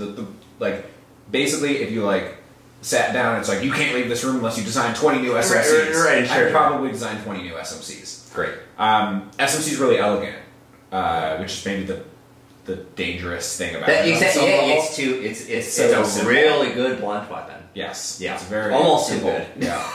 So, SMC was printed in Uprising, so I suspect, or Downfall. Yeah. So I suspect, I know what I'm talking about. Yeah. I suspect that will be around for a long time. Yeah. But when you know, if we're fortunate enough to still be making cards and people are still buying them, by the time that set would rotate, which is insane to think. Oh, it's crazy. That's something that could happen. I'm counting on it. Me too. A lot of what I'm doing at Nisei now is planning for multiple years in advance of like what our releases are going to be. Right, yeah. You know, it's like part of my job. So thinking about that is funny, but when SMC goes, I would hope that we're at a time where we've played with SMC for like 10 years and we could embrace a new Shaper program that does some kind of tutoring. So I love SMC, it's great. It'll be around for a long time, but I don't think it's beholden to anyone. And the same with StimHack. Right. It's an awesome card. I love StimHack. It does this really cool thing of making it so that the runner, the corp is never quite safe. Yeah, exactly. And that's really good. Yeah, and that should exist in some form or another. Does it have to be 9 credits with no downside? No downside? Probably not. Right. So yeah, it'd be cool to do stuff like StimHack. I think Cold Read's like an awesome example of a card. Yeah. I think Cold Read could stand to have like another credit or 2 on it. Sure. And it would be right in that sweet spot for me. But it's still really good. It's like, it shows that like, and people play Cold Read. Robbie Fry. Yeah. 3rd motherfucking place. SF Nats. Slammed a Cold Read, and I'm like, He cold read me like a book. I was playing CTM. Cut. Just did. yeah, no, I completely agree. There should be snap fasty reaction cards. That Yeah, of feel course. like, oh fuck, I didn't expect the runner should be able to do things where the corp is like, damn, you got it. Yeah. You know, and that should be okay. That should be a part of the game. But those 2 cards in particular are among the top cards ever been printed in their respective sides. 100%. So, you know, all good things must come to an end. I'm a big believer in that. Yeah. And, you know, and I believe as a game designer that even if you love SMC or you love StimHack or you love whatever card and your card's rotating, it is my responsibility and the responsibility of, you know, the entire team at Nisei to provide something that you love even more. Exactly. You know, that like keeps you playing and goes like, man, this ID I love rotated. And if there's no ID in the card pool that doesn't sing to you like that ID, I think that's like a failure. Like we should have that, you know, like at all times in the card pool. And to like explicitly call a quick instance of that out is like Mirror Morph. Fucking bing, bing, bing, bing, bing, bing, bing. Perfect execution. Yeah. I saw that, and like, I haven't played a lot of Mirror Morph, but I recognize that as a seasoned Netrunner player and go, that was exactly what needed to happen. Also, praise be for there being another good HB identity. Thank fucking God. We got a couple oddballs toward the end there. I think they overinvested in R&D on the LCI thing. Well, you're reaching for it. Yeah. Someone's got to do it, and that's me. Oh, okay. Okay. I'm gonna take some time. Maybe just go real, little kiss on this one. Yeah. Well. This is new. I've never had this before, so we could be walking into a nightmare. Yeah. There it is. I have a feeling it's gonna be at least a bad dream. I don't know if it's gonna be like sleep paralysis nightmare, like IRS is at my door when I open it. But okay, so just to circumvent the bad touch. Bad touch nightmare. Let's do it. Let's go in. This is the bomb slot, so we'll see exactly how it is. The problem with this is like it has the label of like a normie hot sauce, Yeah. but it's a 16 out of 10 out of the front. So like, there's probably some. I don't think this one's too bad. It's creeping a little. It's strong, but Yeah. I kind of feel like the last one. What's the question? It's not that easy. Okay. Not that easy. You're not gonna make it easy. Good try though. See, I've done this before. Yeah. We're gonna just do a little bit of this. Yeah, that one was not accurate. The other one was way harder. Yeah. So my favorite thing to do in Netrunner, and Isaac encapsulated this very well today, but also just in SimHack's Slack, and he's our Netrunner historian, which is wonderful. Mm-hmm. My favorite thing to do in Netrunner is play the corp and spend 5 seconds on a play, and watch my opponent phone a friend, 50-50, ask the audience, get a deck check, call a judge over, to call their parents, check the FAQ, Wish everything. their loved ones goodbye. Bye. Yeah. And I'm just like, nice. That's my favorite thing, because to me it feels like I've been able to elegantly craft a solution that is instantly problematic for someone else. Yeah. And I think that's really cool as a corp, because it speaks to the, like, fuck you. Like, that's kind of what you're trying to enumerate in A&R. That's my favorite feeling in A&R. What is yours? Oh. I think for me, my favorite feeling in A&R. Oh, the hot sauce gets to your head a little. You start. In Endorphino. Yeah. Or whatever. It's a really good question. On a personal level, I really love the satisfaction of it all coming together. Totally. On the runner side or the corp side or whatever. When it's like, you put that ice there in R&D on turn one, you put this thing there, you put that thing there, it starts building out, you start assembling your rig, and you really see it all like unfold. That's really satisfying. That's like the thing I love about Netrunner. And it's like being able to like look back on a game. Oh, that was a creeper too. Okay. A lot. Yeah. Being able to look back on a game and going like, oh, I installed that Ichi on R&D. Maybe I just should have put that on HQ and put something else on R&D. Like maybe like that second ice on that remote wasn't necessary at the time I did it. And as you get better and better at playing the game, you sort of like, you see that unfolding happen more crisply, more clearly as you understand the game more. And I really love that. I think it's really cool. Yeah. My favorite like thing in Netrunner in the game is when two players are playing, and you know that moment in the tournament where everyone starts watching the match because it's like the last match going. Yeah. And you know they're both on 5. Sure. Right. Yeah. And the corp draws, like install advance, and then it's their turn. They go deep into the tank. Timmy tank. Yeah. They're like, all right, HQ or R&D, poke it, nothing. Remote, and they get all the way to the bottom, and at the bottom there's like a Caprice or a Batty. Yeah. And you have that like moment for the whole match. Comes Everyone's down watching. Little boxing match right down there. Yeah. And no matter what the outcome is, so everyone cheers. Yeah, it doesn't matter.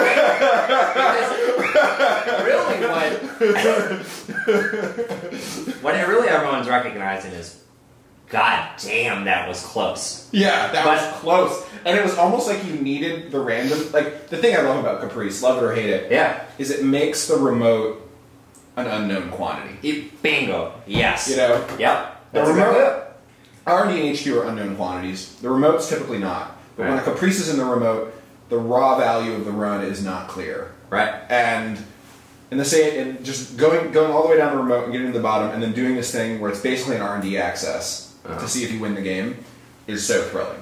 It's so fun for the spectators. It's so fun to watch. It's fun to play. Some of the most excellent moments I've had and most memorable matches I've played have come down to side games.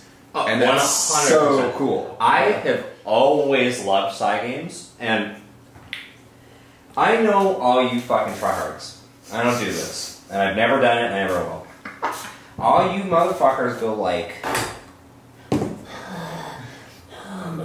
mod 3,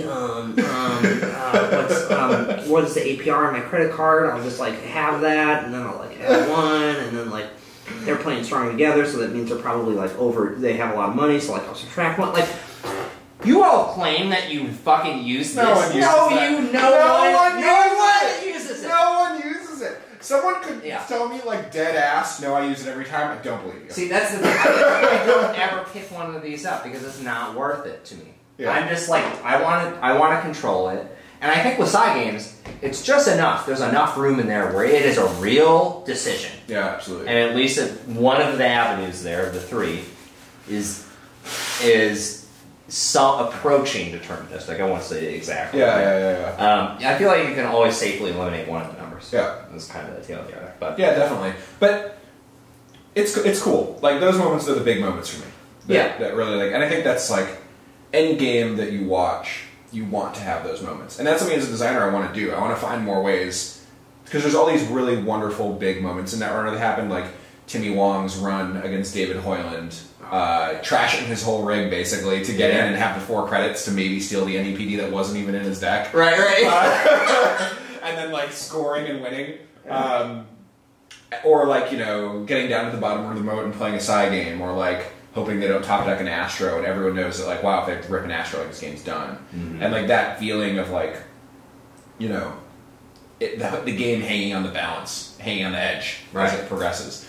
Yeah. And it's a good story. And a good Netrunner game is a good story.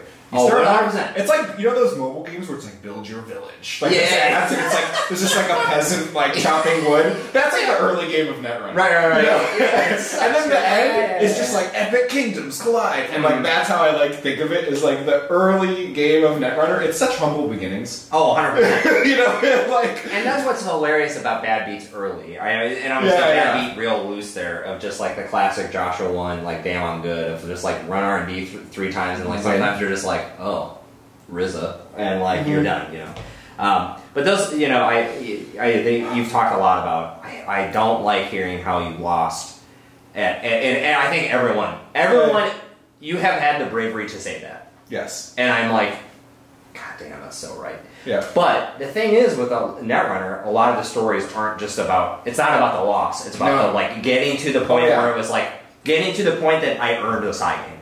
Yeah. That's awesome. You don't care about the result, of course. It's like whatever. Yeah. So sick. All right. Now we're gonna do some rapid fire while we prepare this one. You gotta go. We gotta go real light, Reno. I'm gonna go medium because I really like this hot sauce. I'm familiar with it, but it's still really fucking hot. All right. Yeah, you should dab it off the side a little there. Yeah. Maybe mop it up. Yeah. Mop it up. I'm not gonna. It has that color. It has that color. Lake Geneva, Wisconsin. Yeah. You and I should be very familiar with that. Yeah, I used to live there. Lake Geneva is a small little place outside of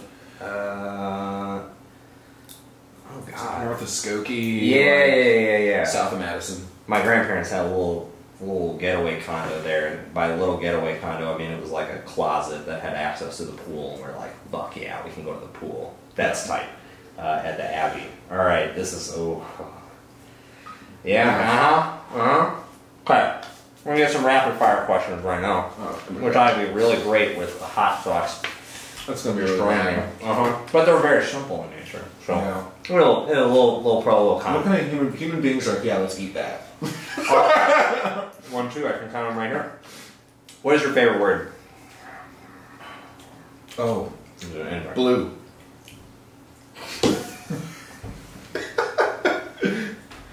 Blue? I try not to hate on people's favorite things. Blue? Yeah. I'm going to demand at least one more follow-up sentence on that one. Justify it. You're in court right now, you say, Your Honor, blue is the best word. Here's why. Honestly, I just said something because I panicked. And let's suss that out a little bit. No. Add a little bit. Do you need more liquids? I think I'm okay. I have this milk. I could do a top off if that was possible. Thank you so much. All right, blue. You want to try again, or do you want to stick with blue? No, blue's good. Okay, all right, I'm not defending you. You're going to jail. Take me officer. Wow, this follow-up ought to be real interesting. What's your least favorite word?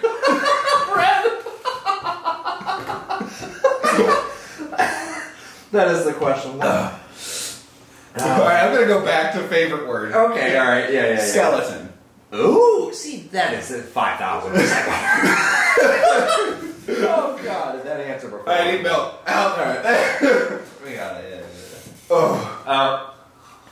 Can I get those paper towels in the kitchen? Can someone grab me one? Oh, they're here. There we go. Man, I'm handling this a little bit better. Least favorite word? Yeah, least favorite word. Sludge. Ooh. I just don't like it. Interesting. See, you know those words where if you look at it long enough, you're like, that's not how that's spelled. That doesn't look right. Right. That's what sludge always looks like to me. Interesting. I would say, for my least favorite word, and I think this is a somewhat universal one. Yeah. At least I've heard too many samples of it. Moist? Moist is bad. This is such a bad word. Oh god, I don't like that one. Okay, as Midwest folk, Yeah. what is your favorite aspect of a carnival, festival, or local fair? I really like rigged games. That is the correct. Okay, follow-up question immediately because Yeah. we're on the same page too much now. What is your favorite rigged game? The I know BB mine. guns. Oh, mine's the water fucking target. So Yeah. I like the target because it just has all these fucking. Yeah, it's great. Yeah. I love the joy of the BB gun is like they saw off the end right and they like cork the barrel so that they just kind of fly out randomly. But it doesn't matter. It's still great. It's okay. If you hit it, you're just like, yeah, I just fucked over this technology. And you have to shoot out that whole red star, right? Yeah. Never fucking gonna happen. Yeah, no. Mine is the my backup answer is the Jacob's ladder, the rope ladder that as soon as you get far enough, it tries to flip you upside down. Yeah. Because I'm just like, if you can just hold yourself, that's a sure win. That's not a rigged game, or it's a rigged game that you can rig and win. You can win. You It's can. tough. Yeah. Ooh, I forgot this one was in here. Interesting. What is a deal breaker in a relationship? Oh my god. So I've been in the same relationship for 9 years. So And I really like the other half, so that's very good. yeah, it's fun. Honestly, a lot of it was I really just like learning new hobbies in general. New hobbies. And it's like I think some people tend to like they do one thing and that's the thing they do, and that's cool. I really respect sticking to like one thing. I love that. That's cool. And I think I do that, but on like a 2-year cycle. Yeah. Netrunner is definitely one of the longest lasting things I've done, and I've still taken breaks from it, obviously. But right now we just started roller skating, Oh yeah. That like is- skate park roller skating. I've seen the light ups. Also, you had a success.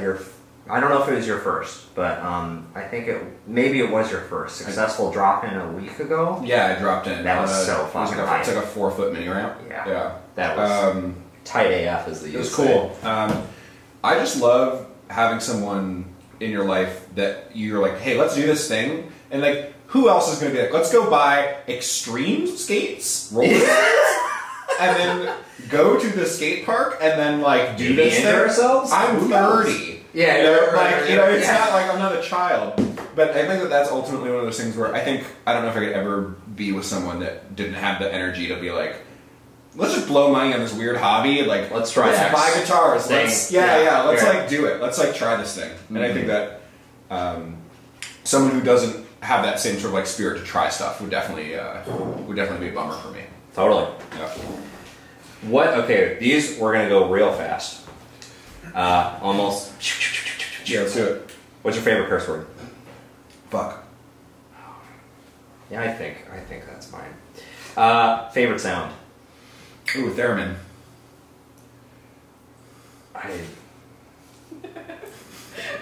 Line. Do you have a favorite sound? I think so. I listen to the rain while I'm working.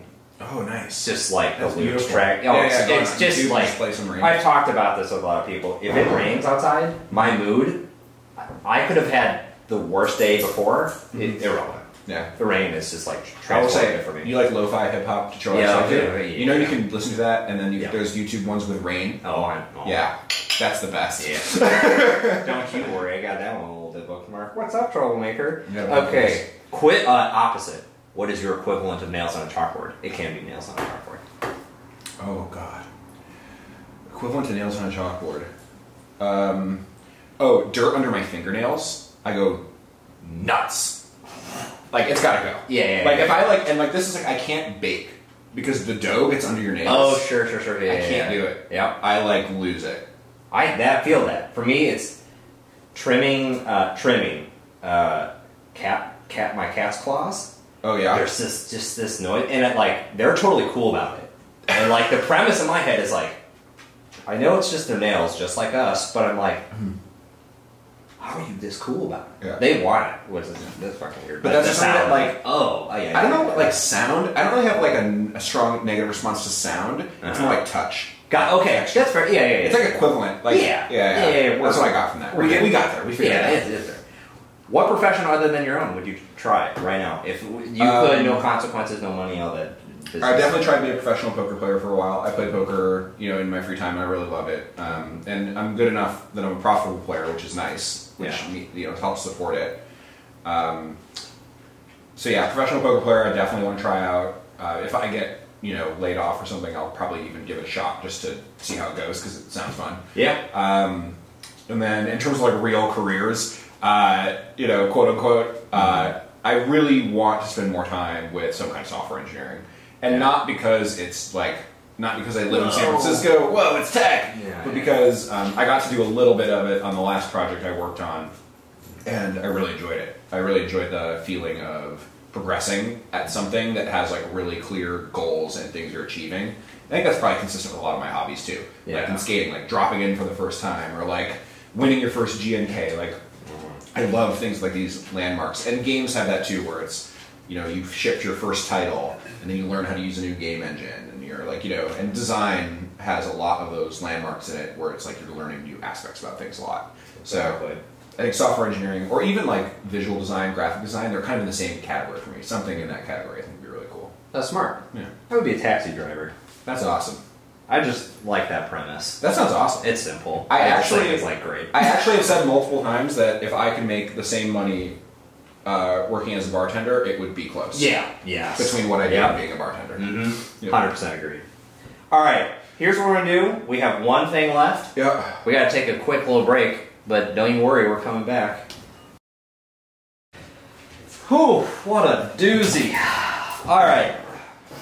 Sorry, we just had to talk about Blue. I just had to understand a little bit more. I'm sorry. All right, well, we're getting into Wing 10. This is the bad one. Yep. This is the really bad one. It's not going to be good. That last one sucked too. Yeah, this one's going to be... it's much worse. I've had worse. I'm going to go just direct. Fucking direct TV. Yeah. That's way too much, and I'm going to have to augment that at least a little bit. Yeah. I don't know how much it matters. Yeah, it's effed. Yeah. It doesn't even taste good. Yeah. The last one really tastes okay. Yeah, I love that one. Oh, I know. Oh, man. I already don't like this. Alright, let's, oh, man. That's unfortunate. Yeah. God, I really hate this one so much. So bad. I have to swallow it. Fine. My body doesn't want Oh, it. No, man. God, even I don't like this one. it's so bad. Oh no, it's coming. Well, I feel that this is an appropriate question given our fates. Right? Yeah. Well, there it is. Okay.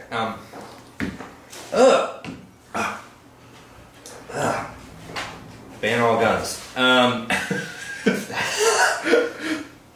My last question. If heaven exists, what would you like to hear God say at the pearly gates? Click one, run R&D. Hell yeah! I want to say, I'll give mine fuck word. Oh god. Wow, this sucks. Anyways, I would say, I want to hear CTZ. All those times you drew last click, that was right.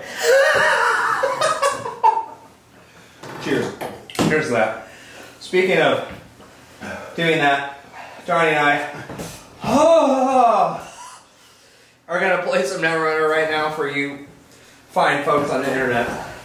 Fuck! Oh, this is the worst. Get more picked out. Oh, okay. Alright, we'll be right back. This goddamn thing. Alright.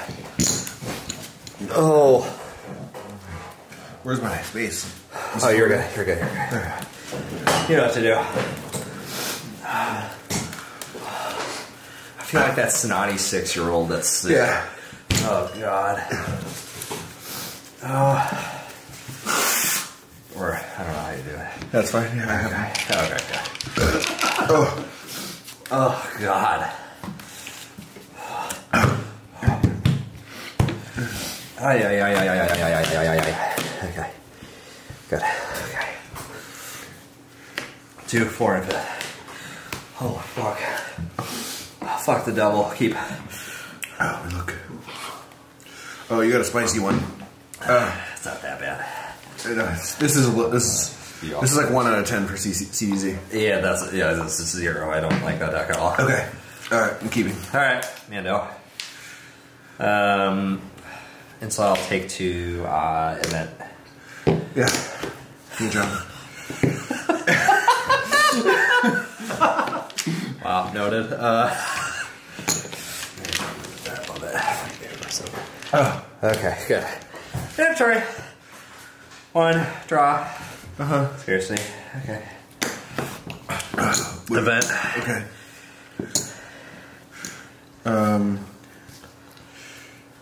F. Yeah. Draw. Draw. Draw. Gachapon. Alright. Discard RNG key. Inventory. Fun. Draw. I have to read Gachapon. That's fine. It's just like Street Paddler, Set but a aside modal the spell. top 6 cards of your stack. You may install one program or virtual resource from among the set aside cards, paying 2 less. Okay. I'll crack Gachapon. Yeah. Oh god. Non-virtual or virtual? Program or virtual? I don't know. I feel like this card's so well designed. That's really good. Because when you are actually getting a Gachapon, you don't know what the odds are, and also it's really confusing what your chances of actually winning are. Oh shit. Dude, I'm so sweaty from fucking 350. Every time I get Japanese, I just sweat profusely. Okay, Oh god. enjoying. Alright, so I'm gonna pay. Yeah, that's great. I'm gonna pay. I'm just gonna get this corroder down. I assume that's a legal move, I believe you. I'm gonna shuffle in Film Critic, Yeah. Stim Hack, and Broken Hiko, Yeah, and then there's 2 removed. and then remove the Turning Wheel and Hippo. Yeah. Okay.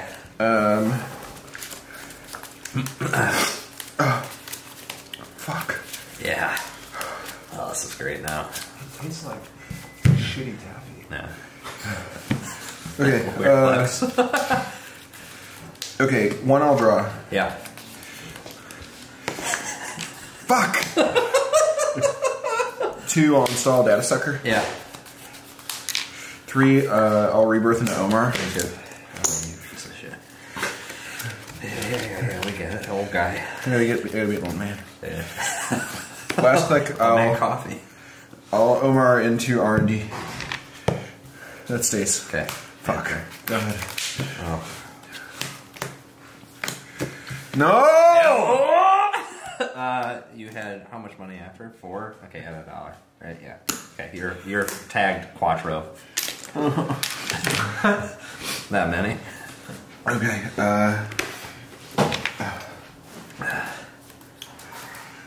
oh no. Is it hot in here? Event. I don't know what to do anymore. Me either. Oh no.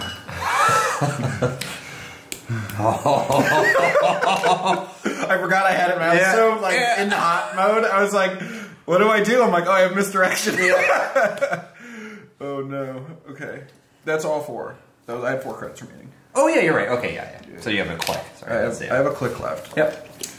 I'll take it. No. I'll draw. Have you ever been disoriented? All right, draw for click 1. Yeah. Install Yeah. and draw. Okay. Operation.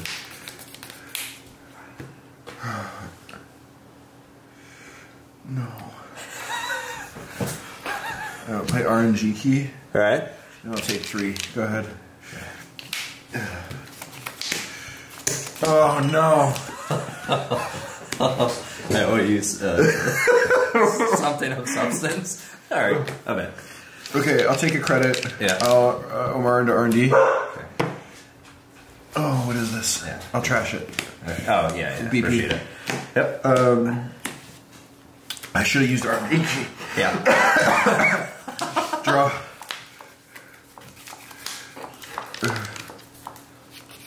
What have I done this turn? RNG. All right, yeah. Go around, draw. I'll take 2. Go ahead. Okay. That's right.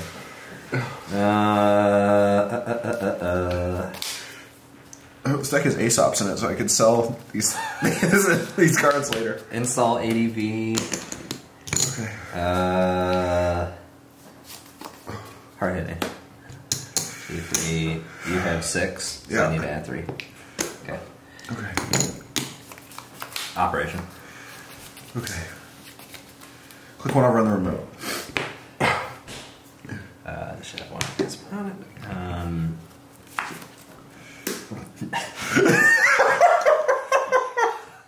Sometimes you just have to. I'm not resin. Okay. Okay. Quick 2, I'll Omar into R&D.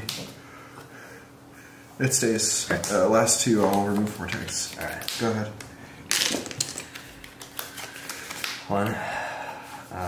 Last 2 clicks, right? Yeah. Draw for 2. Digital rights management. Can you recite it to me? Fast track. Okay.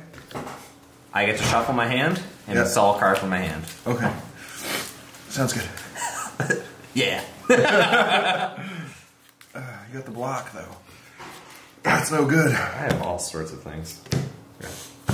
Okay. Operation. Operation, okay. Okay. Okay. Okay. I'll Omar.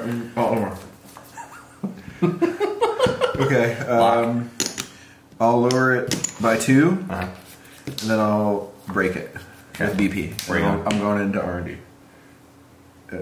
I'm gonna name 5. Wild. What does it have to be? Advancement or play cost. Shit. Nope. Okay. I'll run HQ. Wait, no, I won't. That's terrible. Nothing happened. What have I done? I've just done. Just okay. Omar. Draw. Draw. Uh-huh. Credit. I owe you one. Install, take 2. Operation. Okay.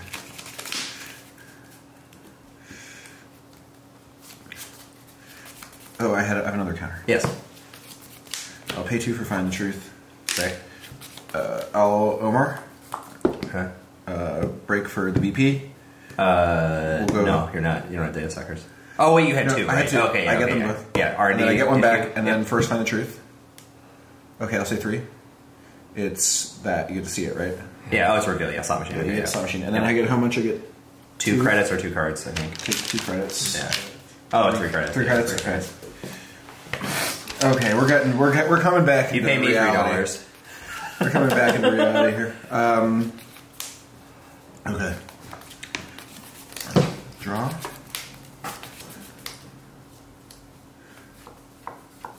I'll play Kiko. Okay. And that counts itself. Good. Okay. Yeah. Install pane 1. Uh-oh. Take 1. Uh-huh. Take 1. Go ahead. Operation. Okay. A bit worse. Mm-hmm. I'll gain 2. Yeah.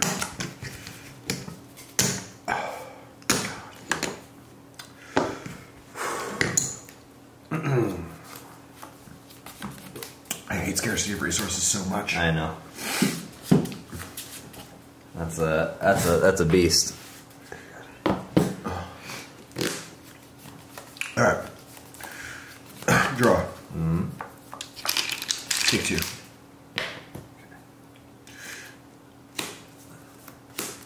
Go ahead. Double advance, take the credit. So, Yeah. operation. Okay. Credit. Credit. Gamble. Okay, Run the remote. Gold armor. Is that a barrier? Barrier. You can break subs, but every time you break a sub, lose $1. Okay, I'll So it's 4, effectively. 4 and I'll access. Steal it Barango. Scarcity is gone. for a moment. Your turn. That was my last click. I know. I'm aware. Install. Hard hitting scarcity of Thank God. resources. Operation. Okay, my turn. Yeah. Take 4. Okay. Riveting turn. Advance twice. Take $1. Okay. I'm gonna click to draw stim. Operation. Click 1, I'll draw. Okay. Credit. Uh-huh. Gamble. I'll get into it. Okay. I have all my clicks, but I don't think it matters. You have 1 click. Yeah. Okay, I'll run R&D. No, I did draw. Yeah, you're right. Yeah, I'm yeah. not gonna run R&D. That's bad. That's bad. I'm gonna draw again. Go ahead. Triple. Yeah. SSL. You got it. 3. You Go got it, ahead. my friend. Oppo. Click 1, I will run R&D. Machino. Okay, so what happens? Bury the top. Bury the top. Reveal the top. Genteki 3. does it all for me. I'm very Yeah, spoiled. exactly. Yeah. Show the Alright, I top got 3. this. Oh, Page Piper, and it's the only one. It's a page pipe. Yeah, the other 2 are actual Page So Pipers. resource event? Yes. So it would be I gain 3, you lose 3. Okay. Unless you unbreak. Which seems not viable. I don't. Okay. I These. can't. Do these go back on top? Yes. And then In the same order, right? Yes, in the same order. Oh, that's good to know. Okay. Yeah. Data suck. So data sucker, and then I'll write Yep. truth. I'll say 3. It's a gold farmer. Okay. Gain 3. Yep.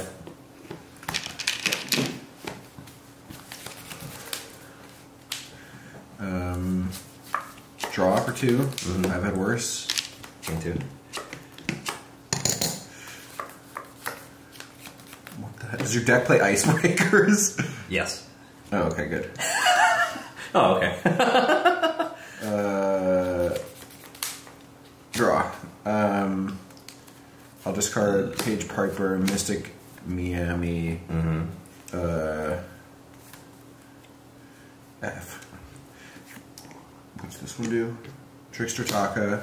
Sorry, that's Mystic Miami.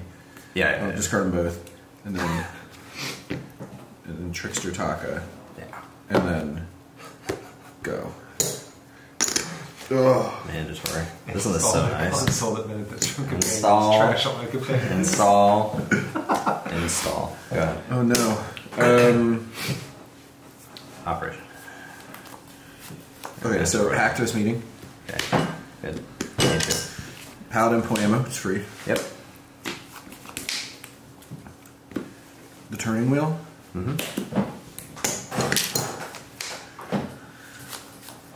Gachapon, crack it.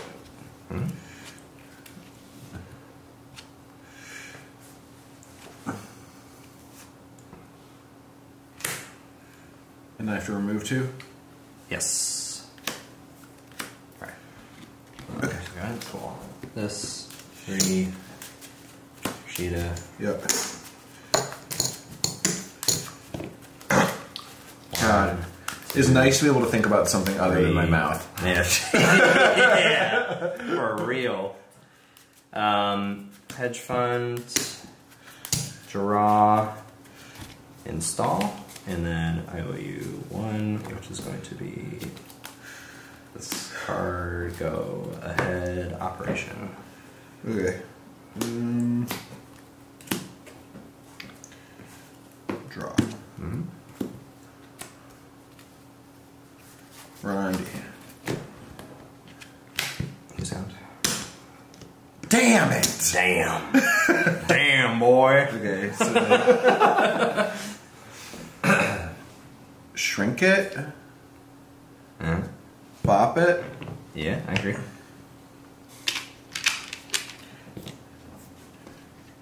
Oh man. I guess continue. Show me what you got. Gamble hippo. So Okay. I lose Top 3. down, gain yeah. 3. Okay. So there any way to save this money? I don't think so. I think I'm just bad. All right. Data suck. Find the truth. What? Oh, put them on top. Yeah, put 'em put the on truth on top. top. Yeah. Okay. Data sucker. Data suck. Find the truth. Find the I'll truth. see it. Say 2. I'll get 3 credits. See, it was like I never encountered that thing at all. Exactly. I got my 3 credits back. Bingo. That's how I justify it. That's how you do it. Okay.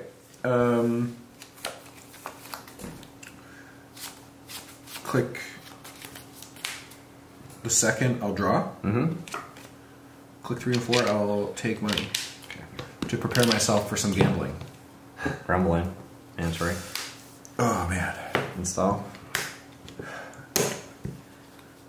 What a bad idea to eat that. Double advance. Oh man.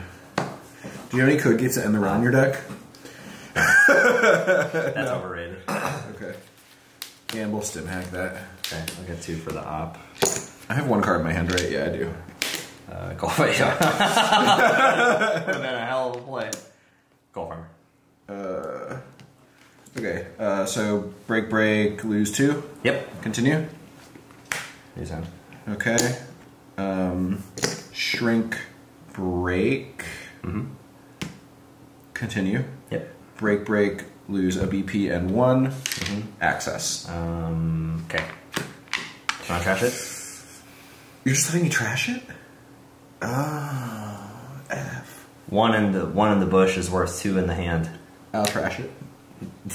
Isn't that the classic saying? That is the saying. You're That right. is the You're classic right. saying. All right, I'll brain this. It's a page piper. Yeah. And I have a brain damage. You do. It's gone. Oh, you have any things to do net damage? I'll run HQ for my last click. Smart.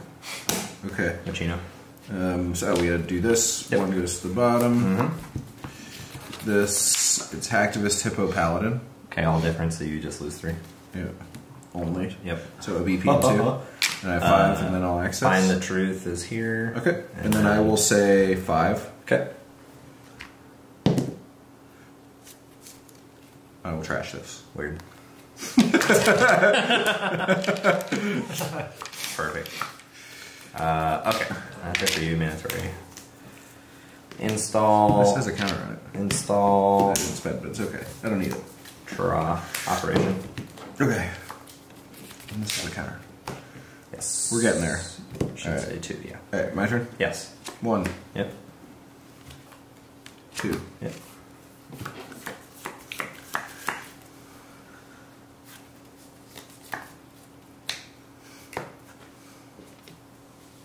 Man. 3. It's free. Yes. 4. 5.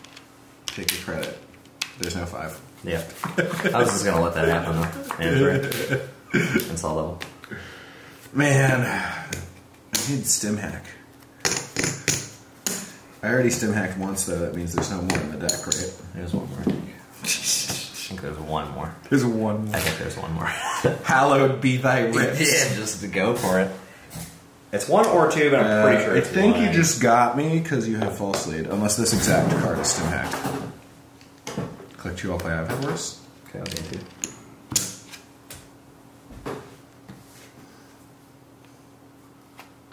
Okay. Count it out. Yeah. No 4. sloppiness here. Okay, 4. 4. This one. Boom. Stock 3. Boom. Something. Boom, boom, boom Yeah. for Gold Farmer. Oh, it's bologna. Bologna It's sandwich. bologna! Bologna sandwich. I forgot sticks about bologna! Is there? Oh, no! You had false lead though. You had false lead. Right? You can that's not. Yeah, that's. No, you can do it whenever I want, but it's not relevant. I don't want to use it. Right. I'm just saying that if I installed I see, Critic, yeah, then you yeah. could have just been like false lead, right? You have to have 2 clicks available. Yeah, you have to have 2. So you could have technically done like False. install, and then you give me a window, but it's not over yet. Yeah. Go. That's it, right? Yeah, Like- that is. Yeah. Yep. After Good you- game! Good game. Wow.